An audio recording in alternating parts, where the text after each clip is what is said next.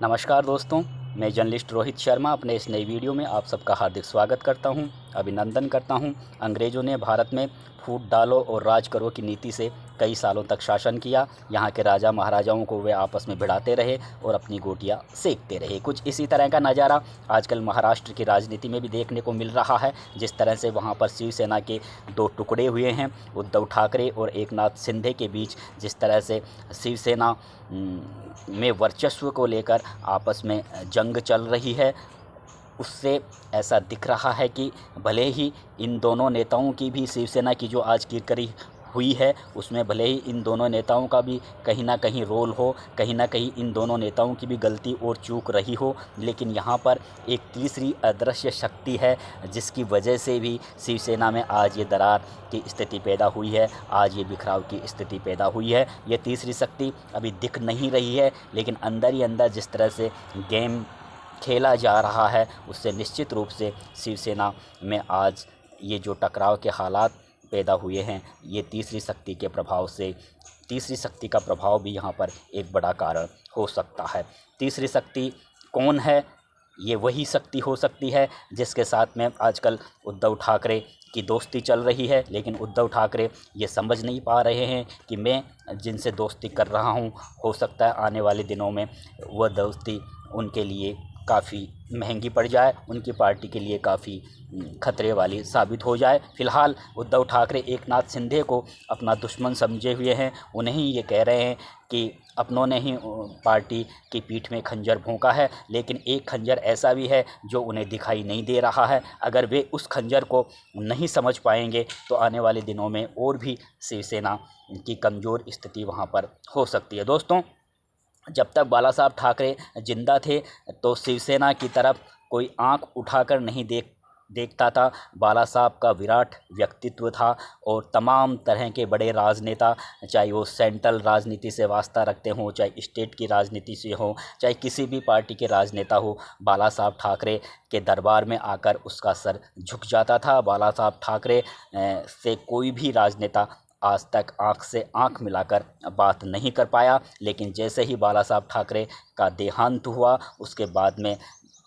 बहुत से नेताओं की निगाहें शिवसेना के संगठन पर टिकी हुई हैं। शिवसेना का जो ये संगठन है वे अब उन नेताओं की आंखों में खटकने लगा है जिनकी वजह से उनकी पार्टी का विस्तार महाराष्ट्र में नहीं हो पा रहा है। भारतीय जनता पार्टी और शिवसेना के बीच आपस में गठबंधन था। गत विधानसभा चुनाव हुआ था तो इन दोनों ही पार्टियों ने गठबंधन के बैनर के तले चुनाव लड़ा, आपस में सीटों का बंटवारा किया और शिवसेना और भारतीय जनता पार्टी को पूरा बहुमत भी मिल गया। लेकिन सीएम की कुर्सी को लेकर शिवसेना और बीजेपी के बीच आपस में लड़ाई चली, दोनों में समझौता नहीं हो पाया। बाद में ये गठबंधन टूट गया, दोनों के बीच दोस्ती टूट गई। लेकिन इस बीच यहाँ पर शरद पवार एक बहुत ही बड़े मंझे हुए राजनेता हैं। देश की राजनीति में उनका बहुत बड़ा कद है। हारी हुई बाजी को वो जीत में बदल सकते हैं। इसलिए शरद पवार ने यहाँ पर शिवसेना को एक तरीके से, अभी तो उन्होंने ये दिखाया कि वे शिवसेना के साथ मिलकर सरकार बनाना चाहते हैं, लेकिन उन्होंने यहाँ पर एक ऐसी शर्त रख दी जो शर्त भले ही उद्धव ठाकरे को उस समय अच्छी लगी हो, लेकिन उसके जो दूरगामी परिणाम थे वे शिवसेना के लिए ठीक नहीं थे। शरद पवार ने यहाँ पर उद्धव ठाकरे को कहा कि अगर आप सीएम पद पर बैठेंगे तो हम ज़रूर आपका सपोर्ट करेंगे। तो उद्धव ठाकरे यहाँ पर जो शरद पवार ने जो पेशकश की थी उसके बहुत ही बड़े राजनीतिक मायने थे। उद्धव ठाकरे शरद पवार की उस नीति को नहीं समझ पाए और वे मुख्यमंत्री पद के लिए तैयार भी हो गए। और कुछ कहा ऐसा भी जा रहा है कि ठाकरे परिवार के सदस्य भी ये चाहते थे कि उद्धव ठाकरे सीएम बने, तो वे इनकार नहीं कर पाए और उन्होंने एनसीपी और कांग्रेस के साथ मिलकर सरकार का संचालन भी कर लिया। यहाँ पर सबसे बड़ी बात ये देखने को मिल रही है कि एकनाथ शिंदे जो अब ये कह रहे हैं कि हिंदुत्व के मुद्दे पर उद्धव ठाकरे को कटघरे में खड़ा कर रहे हैं, और भी बहुत से विषय हैं उनको लेकर वे उद्धव ठाकरे पर बराबर हमला बोल रहे हैं। तो एकनाथ शिंदे भी शिवसेना के एक वरिष्ठ नेता थे। जब उन्हें ये लग रहा था कि एनसीपी और कांग्रेस पार्टी की विचारधाराएं शिवसेना से अलग थलग हैं, तो उन्हें उस समय उद्धव ठाकरे के इस निर्णय पर सवाल खड़े करने चाहिए थे, उस समय विरोध करना चाहिए था। जिस तरह का विरोध उन्होंने इस समय किया है 2-2.5 साल बाद में, अगर वे इस तरह का विरोध उस समय उद्धव ठाकरे के समक्ष जताते तो निश्चित रूप से उद्धव ठाकरे एकनाथ शिंदे और जो आज ये जो बागी विधायक हैं उनकी बात को समझते और इस तरह से ये जो बिखराव की स्थिति शिवसेना में पैदा नहीं होती। लेकिन उस समय एकनाथ शिंदे को उद्धव ठाकरे ने विधायक दल का नेता बना दिया था और शायद एकनाथ शिंदे को ऐसा लगने लगा था कि हो सकता है उन्हें सीएम की कुर्सी पर भी बैठा दिया जाए। लेकिन यहाँ पर शरद पवार ने बड़ा गेम खेला। उन्होंने कहा कि उद्धव ठाकरे अगर सीएम बनेंगे तभी वे सपोर्ट करेंगे। तो यहाँ पर फिर एकनाथ शिंदे मुख्यमंत्री नहीं बन पाए। हालांकि उन्हें उद्धव ठाकरे ने अच्छा डिपार्टमेंट दिया, लेकिन शरद पवार जो ये बिल्कुल उनके दिमाग में ये बात बिल्कुल घर कर गई है। वे चाहते हैं कि महाराष्ट्र में एक बार अपने दम पर एनसीपी की सरकार बने और शिवसेना अब जिस तरह से बाला साहब ठाकरे का देहांत हो चुका है, तो एनसीपी के लिए महाराष्ट्र में अपनी पकड़ मजबूत बनाना, गली मोहल्लों में अपने पार्टी के संगठन को और फैलाना, मजबूत करना अब थोड़ा काफ़ी आसान हो गया है। जब तक बाला साहब ठाकरे जिंदा थे तब तक शरद पवार अपने इस प्लान को ठीक तरीके से वहाँ पर अंजाम नहीं दे पा रहे थे।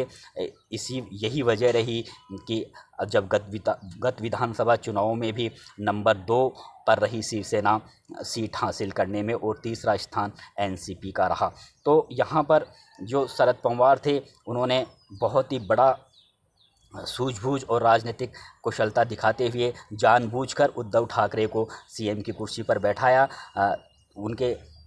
शायद यही सोचकर कि इस सीएम की कुर्सी पर अगर ठाकरे परिवार का कोई सदस्य बैठेगा तो निश्चित रूप से जो महाराष्ट्र के जो शिव सैनिक हैं उनके भरोसे पर कहीं ना कहीं कुछ चोट पहुंचेगी, क्योंकि जब तक बाला साहब ठाकरे जिंदा थे तब तक ठाकरे परिवार के किसी भी सदस्य को उन्होंने सत्ता से नहीं बनने दिया और ना वे खुद सीएम बने। तो यहाँ पर शरद पवार ने जानबूझकर उद्धव ठाकरे को सीएम की कुर्सी पर इसी मकसद से बैठाया कि इस निर्णय से ज़रूर उद्धव ठाकरे के प्रति और मातोश्री के प्रति महाराष्ट्र की जनता में और शिव सैनिकों में थोड़ा सा ठाकरे परिवार के प्रति थोड़ा विश्वास कमज़ोर होगा, क्योंकि बाला साहब ठाकरे का जो सम्मान और जो रुतबा था वो इसी बात से था कि वे सत्ता के मोह से बंधे हुए नहीं थे। तो यहाँ पर एक सबसे बड़ी बात शरद पवार ने ये एक बहुत बड़ा उन्होंने निर्णय लिया अपने दिमाग से। इस निर्णय को और शरद पवार के इस दूरगामी जो प्रभाव वाले निर्णय को उद्धव ठाकरे समझ नहीं पाए, क्योंकि वे इतने समझ भी नहीं रखते हैं। हालांकि पार्टी के संगठन में उन्होंने काफ़ी लंबे समय तक बाला साहब ठाकरे के साथ में काम किया है, लेकिन जब तक शिवसेना में राज ठाकरे थे तो ज़्यादातर काम बाला साहब ठाकरे राज ठाकरे को ही दिया करते थे। उद्धव ठाकरे को ज़्यादा काम पार्टी से संबंधित ज़्यादा काम उन्हें नहीं मिलता था। राज ठाकरे ही पार्टी को संभाला करते थे। लेकिन राज ठाकरे ने भी जब पार्टी से अलग हो गए उसके बाद में उद्धव ठाकरे थोड़ा ज़्यादा पार्टी के कामों में दिलचस्पी लेने लगे थे। वैसे उद्धव ठाकरे ने खुद भी कहा था कि जब शरद पवार ने उन्हें सीएम की कुर्सी के लिए उन्हें बोला, उन्हें सीएम की पोस्ट के लिए पेशकश की, तो उन्होंने ये भी कहा कि उन्होंने तो कभी नगर निकाय के चुनाव में ही संचालन नहीं किया है, तो वे गवर्नमेंट का संचालन कैसे करेंगे। इस तरह की उन्होंने मजबूरी पहले ही शरद पवार को बता दी थी, लेकिन फिर भी उद्धव ठाकरे समझ नहीं पाए किसी प्लानिंग को और उन्होंने सीएम की कुर्सी पर वे विराजमान भी हो गए। अब 2-2.5 साल में जिस तरह से वहाँ पर जो निर्णय हुए हैं और एकनाथ शिंदे की जो चिट्ठी जारी हुई है उसमें वो जिस तरह से आरोप लगा रहे हैं कि उद्धव ठाकरे शिवसेना हिंदुत्व के मुद्दे से भटक रही है, हिंदुत्व के मुद्दे पर उद्धव ठाकरे अब थोड़ा कमज़ोर हो रहे हैं, हिंदुत्व के मुद्दे पर भटक गए हैं। इसके अलावा जो शिवसेना के जो विधायक हैं उनको एनसीपी के जो विधायक हैं उनकी तुलना में बहुत ही कम फंड मिल रहा है। ऐसे बहुत से निर्णय थे जिनकी वजह से अब एकनाथ शिंदे और जो बागी विधायक हैं उनमें उद्धव ठाकरे के प्रति नाराज़गी जाहिर प्रकट कर रहे हैं। इसमें कोई दो राय नहीं। इस समय 2-2.5 साल में उद्धव ठाकरे की सरकार ने जो फैसले लिए हैं, महत्वपूर्ण फैसले लिए हैं, उनमें शरद पवार की काफ़ी अहम भूमिका रही है। एक तरीके से देखा जाए, भले ही उद्धव ठाकरे सीएम की कुर्सी पर हों, लेकिन जो पार्टी से जो सरकार से संबंधित जो बड़े निर्णय हैं वे शरद पवार से समझौता बातचीत करके या उनकी सलाह के आधार पर ही लिए जा रहे हों। हालांकि हो सकता है यहाँ पर उद्धव ठाकरे की मजबूरी भी हो, क्योंकि उन्हें सरकार का संचालन करना था, लेकिन ऐसी मजबूरी क्या जिसमें आने वाले सालों में पार्टी को नुकसान भी उठाना पड़े, क्योंकि हिंदुत्व का एक ऐसा मुद्दा है जिस पर शिवसेना की स्थापना की है बाला साहब ठाकरे ने। हिंदुत्व, महाराष्ट्र, जय महाराष्ट्र और राष्ट्रवाद, ये तीनों ऐसे विषय हैं जिस पर बाला साहब काफ़ी अड़ग रहे थे, और उन्होंने इन्हीं तीनों विषयों को लेकर महाराष्ट्र में शिवसेना को वो निरंतर रूप से मजबूत कर रहे थे। लेकिन यहाँ पर हिंदुत्व के मुद्दे पर जिस तरह से शिवसेना के ही बागी विधायकों ने उद्धव ठाकरे को कटघरे में खड़ा किया है, वह कहीं ना कहीं यह दिखाता है कि ये हिंदुत्व का जो ये मुद्दा है जिस पर उद्धव ठाकरे पर उन्हीं के पार्टी के विधायक जो सवाल खड़े कर रहे हैं, और जिस तरह से एकनाथ शिंदे ने भी ये कहा है कि उद्धव ठाकरे ने शिवसेना के विधायकों को अयोध्या जाने से मना किया, तो यहाँ पर ये भी एक बड़ा सोचने का विषय है कि यहाँ पर उद्धव ठाकरे का यह निर्णय नहीं हो सकता किसी भी हालत में कि वे अपने पार्टी के विधायकों को अयोध्या जाने से मना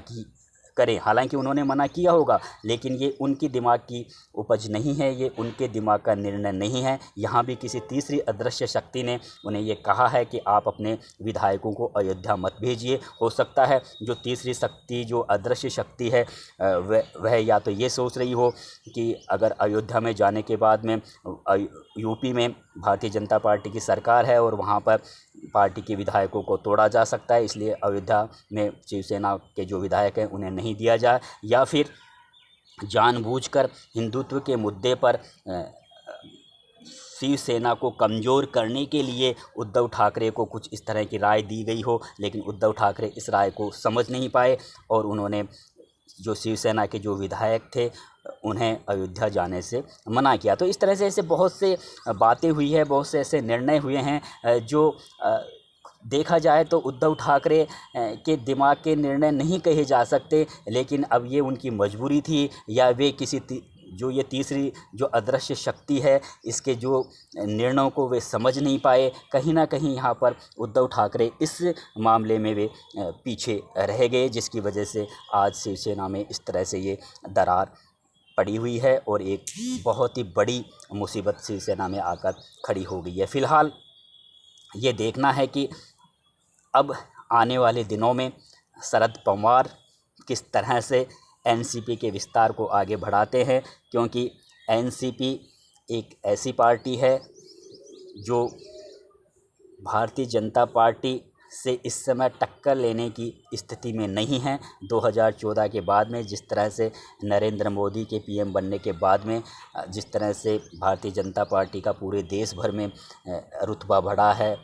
संगठन में काफ़ी इजाफा हुआ है, उसके बाद में शरद पवार ये तो जानते हैं कि वे सीधे तौर पर महाराष्ट्र में भी भारतीय जनता पार्टी से तो टक्कर नहीं ले सकते, भारतीय जनता पार्टी के जनाधार को कमज़ोर नहीं कर सकते, लेकिन उन्होंने ये ज़रूर प्रयास किया है कि वे शिवसेना के जो वोटर हैं, शिवसेना की लोकप्रियता को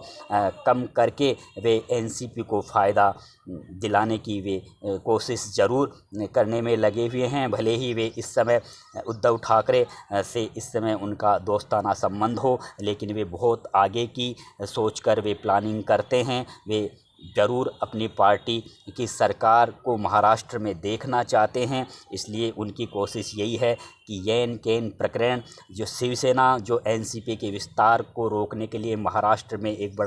बड़ी बाधा बनी हुई है, उसको थोड़ा रोका जाए, और ये तभी हो सकता है जब शिवसेना में दरार पैदा की जाए। तो ये जो सारी चीज़ें हो रही हैं महाराष्ट्र में, उसमें ये ज़रूर है कि उद्धव ठाकरे राजनीति के इस जो चक्रव्यूह को वे ठीक तरह से समझ नहीं पाए हैं। वे काफ़ी सभ्य, सरल और सौम्य हैं। बाला साहब ठाकरे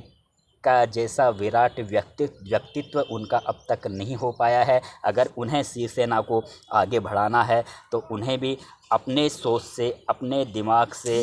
अपने विचारों से और पार्टी की नीति, नियम और सिद्धांतों के आधार पर ही वे अपनी पार्टी को महाराष्ट्र में आगे बढ़ा सकते हैं। अगर वे किसी तीसरी अदृश्य शक्ति के इशारे पर अगर निर्णय लेंगे तो निश्चित रूप से वहाँ पर इसी तरह की स्थितियाँ पैदा होगी जो आज उद्धव ठाकरे, एकनाथ शिंदे और अपने ही पार्टी